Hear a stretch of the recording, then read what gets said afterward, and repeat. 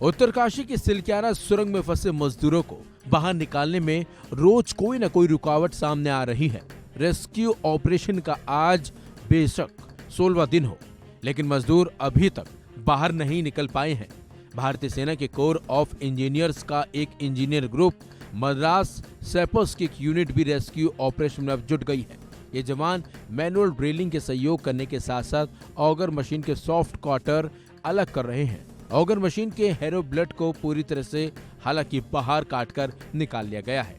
पिछले 2 सप्ताह से निर्माणाधीन सिलक्यारा सुरंग में फंसे 41 मजदूरों को बाहर निकालने के लिए वैकल्पिक रास्ता तैयार करने के लिए रविवार को सुरंग के ऊपर से वर्टिकल ड्रिलिंग शुरू की गई। अब तक 30 मीटर ड्रिलिंग की जा चुकी है। अधिकारियों ने यहां बताया कि हॉरिजॉन्टल ड्रिलिंग कर रही अमेरिकी ऑगर मशीन के टूटने के एक दिन बाद मजदूरों को बाहर निकालने के लिए वर्टिकल ड्रिलिंग शुरू की गई है। इस संबंध में एक अधिकारी ने बताया है कि सुरंग में फंसे मजदूरों तक पहुंचने के लिए कुल 86 मीटर वर्टिकल ड्रिलिंग की जाएगी और इसमें 4 दिन का समय लगेगा।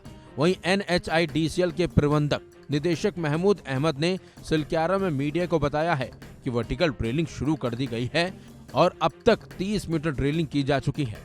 इसके साथ ही उन्होंने बताया है कि सतलुज जल विद्युत निगम की तरफ से शुरू की गई वर्टिकल ड्रिलिंग का काम काफी जोर शोर से चल भी रहा है।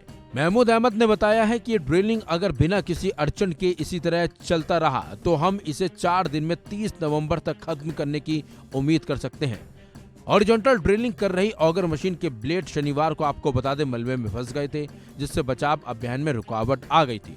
4 धाम यात्रा मार्ग पर बन रही सिलक्यारा सुरंग का दरअसल एक हिस्सा 12 नवंबर को ढह गया था, जिसमें काम कर रहे 41 मजदूर फंस गए थे। उन्हें बाहर निकालने के लिए युद्ध स्तर पर कई एजेंसियों की तरफ से बचाव अभियान चलाया भी जा रहा है। वहीं सरकार की तरफ से बताया गया है कि दूसरी लाइफलाइन सर्विस का इस्तेमाल करके मजदूरों के लिए ताजा पका हुआ खाना और ताजे फल डाले जा रहे हैं। इस लाइफलाइन में नियमित अंतराल में संतरा, सेब, केला और फलों के साथ साथ औषधियों और लवणों की भी पर्याप्त आपूर्ति की जाती रही है। भविष्य के स्टॉक को अतिरिक्त सूखा भोजन भी पहुंचाया जा रहा है। SDRF की तरफ से विकसित वायर कनेक्टिविटी युक्त संशोधित संचार प्रणाली का इस्तेमाल संचार हेतु नियमित रूप से किया जा रहा है। वहीं अंदर मौजूद लोगों ने बताया है कि वो सुरक्षित हैं। वहीं मजदूरों को 10 दिनों के लिए पर्याप्त भोजन पैकेट सामग्री भंडारण के लिए भेज दी गई है। खैर, अब हर किसी को जल्द से जल्द मजदूरों के बाहर आने का इंतजार है। लेकिन आपको ये भी बता दें, 41 मजदूरों में से 3 मजदूरों की हालत यानी कि तबीयत बिगड़ी हुई है। लेकिन ये कहना गलत नहीं होगा कि मजदूर अब अंदर परेशान होने लगे हैं। बस हर किसी को अब बाहर आने का इंतजार है।